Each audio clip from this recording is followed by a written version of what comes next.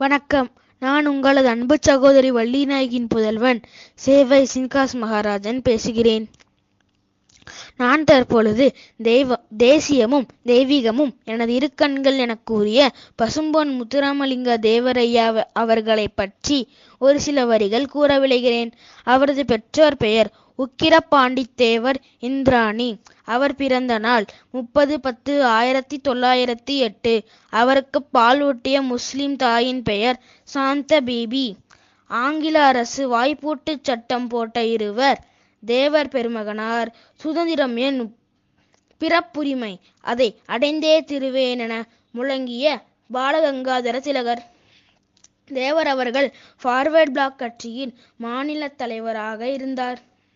முதலில் போட்டியிட்ட தொகுதி முதுகுளத்தூர். அவர் சிறையில் இருந்த நாட்கள் 4120. தேவர் பிறந்த பசும்பொன் கிராமத்தின் மற்றொரு பெயர் தவசிக்குறிச்சி. அவர் 3 முறை பாராளுமன்ற உறுப்பினராக இருந்துள்ளார். தென்னாட்டு சிங்கம் என அழைத்தவர் வங்கச் சிங்கம் நேதாஜி. தேவகுமாரன் என பட்டம் கொடுத்தவர் ஈவேரா பெரியார். காஞ்சி பெரியவர் தேவரை பசும்பொன் தங்கம் என்றழைத்தார். 1000 வருடங்களுக்கு முன்பும் பின்பும் தேவர் போல ஒரு சுத்த வீரர் தோன்றியதும் இல்லை, தோன்றவும் முடியாது என்று கூறியவர் மக்கள் திலகம் எம்ஜிஆர்.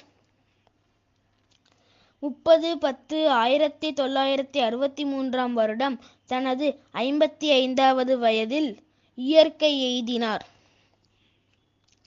பாராளுமன்றத்தில் தேவர் சிலை அப்போதைய குடியரசுத் தலைவர் டாக்டர் APJ அப்துல் கலாம் அவர்களால் திறந்து வைக்கப்பட்டது.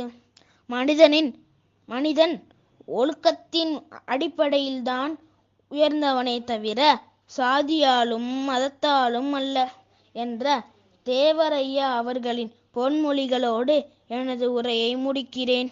நன்றி.